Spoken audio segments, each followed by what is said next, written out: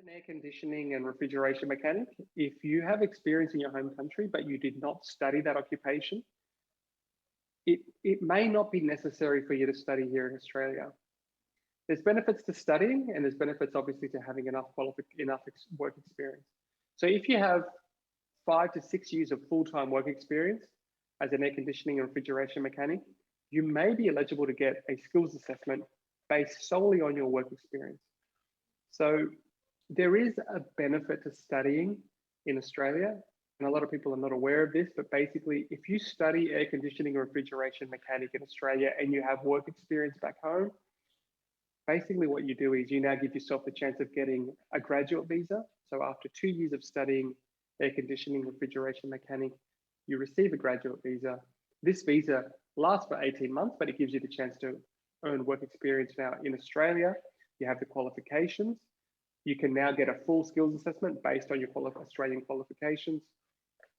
You now give yourself the chance of going for either an independent skilled visa, which is fantastic, or an employer-sponsored visa if you find an employer in Australia who wants to sponsor you as an air conditioning and refrigeration mechanic. Now, this is an occupation that's on the medium to long-term skills list. So this will lead to permanent residency via an employer-sponsored visa. So studying does definitely have its benefits. You can study, graduate visa, improve your English, get work experience, and then continue on your pathway.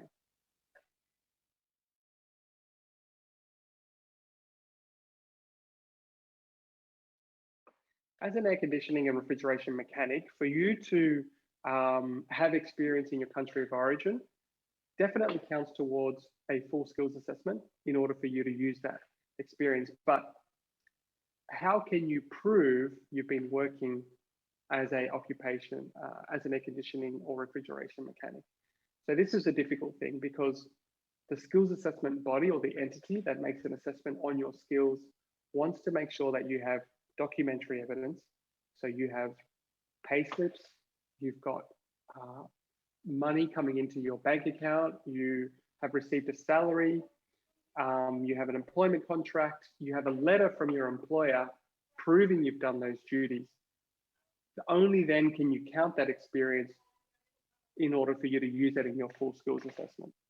Using overseas experience is great because it gives you more points when you're applying for a independent skilled visa.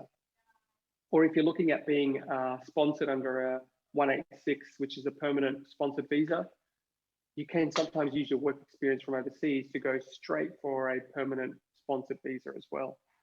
So having work experience at home is really beneficial and it does count, but can you prove that work experience? That's the most important thing.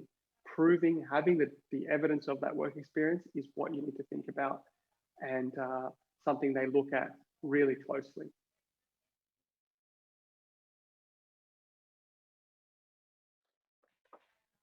As a air conditioning or refrigeration mechanic, the entity that makes an evaluation on your skills assessment is TRA. They are the beginning where you need to start this process. TRA are an independent organisation and they look at a lot of trades and other skills. They consider air conditioning and refrigeration mechanic as one of their occupations.